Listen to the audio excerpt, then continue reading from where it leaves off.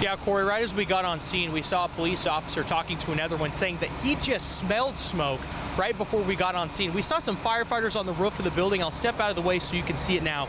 This is the entrance to the building. We're right on the doorstep of Riverfront Park. Also, if we pan our camera over the right here, Michael can show us some guys in high-res vests down there.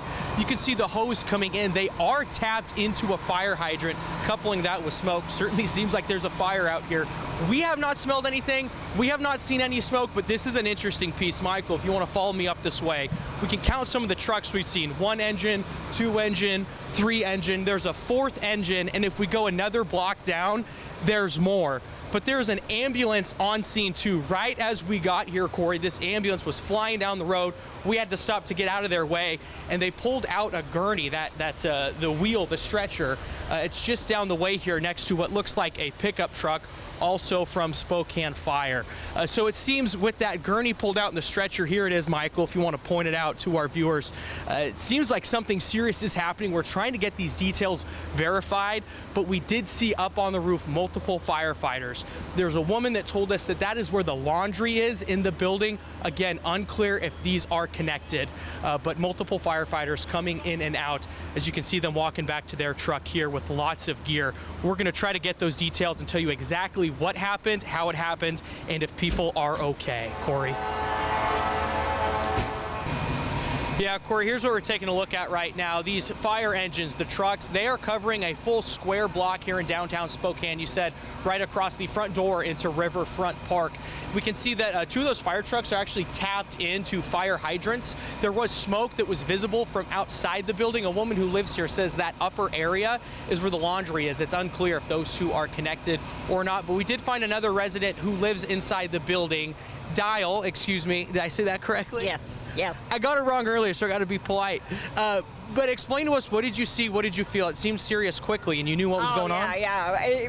We just had a lot of smoke up on the 7th floor, and then they told us to leave, and I grabbed my dogs, got the leashes, and just went ahead and took care of them.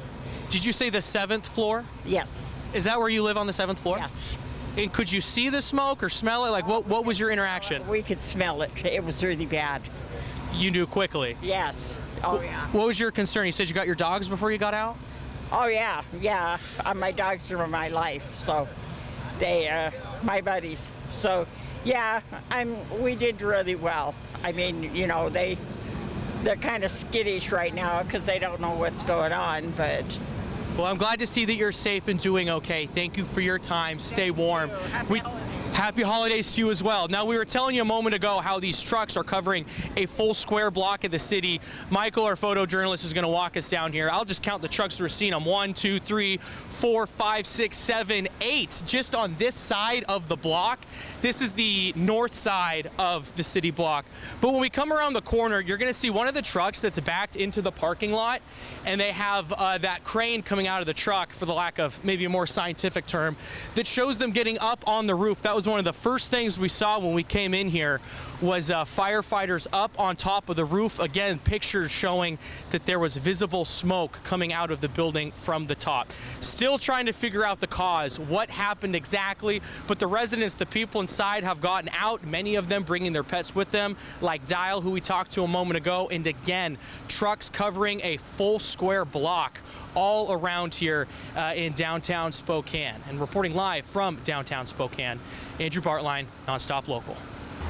Yeah, these details kind of helping us piece together the puzzle here, Corey. So we know that 64 people are displaced from this fire. Just heard from the battalion chief, it was a kitchen fire, but not just the fire that's part of the problem with this. He says there's a water problem too. I believe he said a pipe burst was his specific language. So there's also a flooding problem on top of the fire. Those are on separate floors. So the fire is out. So the firefighters have gotten that piece of it done, but now there's that flooding, all that water. They need to pump that out too. So that's the second piece to this puzzle, as this whole thing is coming to part. We're piecing this puzzle together. We do have some video we can roll for you now.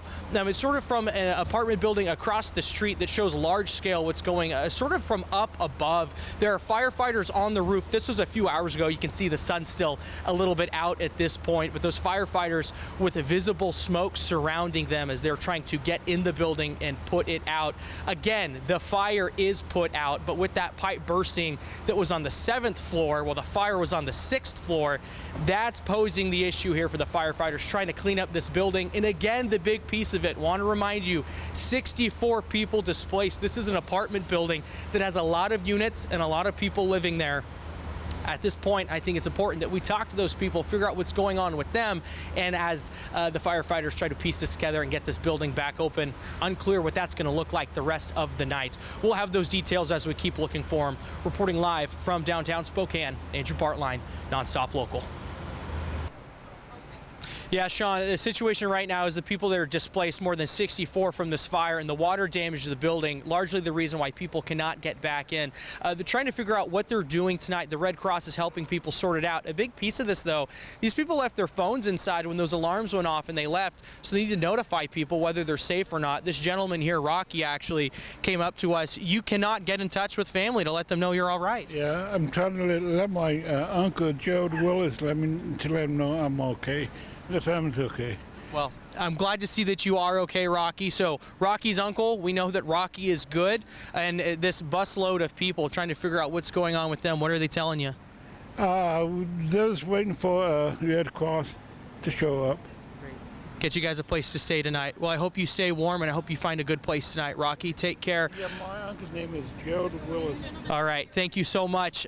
Michael, if you want to pan the camera that way, you can see there's a couple engines still blocking off the road. This is Spokane Falls. It's just right across the street from Riverfront Park. And that block up going north, that's the corner you see those two trucks. That is blocked off as well. Still no word when those roads will open up. But these people finding places tonight as they are displaced from their apartments, and the Red Cross helping them find that housing. Reporting live from downtown, Andrew Baertlein, Nonstop Local.